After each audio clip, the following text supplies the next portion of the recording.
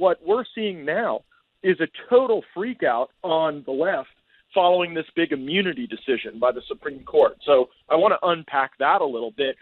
President Trump got sweeping immunity powers, any president, when they are acting within the scope of their work as a president of the United States.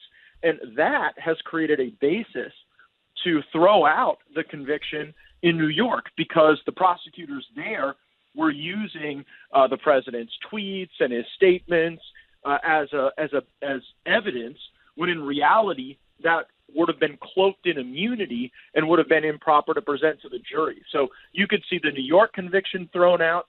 You could see Jack Smith having to refile his indictment because he's made allegations that President Trump misused the Justice Department. And the courts have very clearly stated when acting as the President of the United States, you can make whatever demand you want of the Justice Department, and you should not be held criminally liable for it. I think now the lower court has to apply this test to the various claims that are made by Jack Smith and that were made by Alvin Bragg.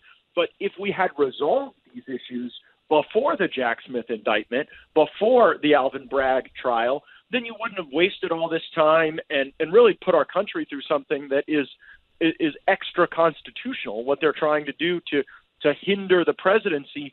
And we all know, I mean, you and I are having a discussion about legal analysis, but we know what's really going on here.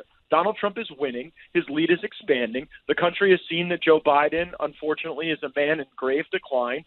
And so they're using criminal justice tools for their political goals. And that is what we're used to seeing in third world countries. It's not something we should tolerate in the United States of America.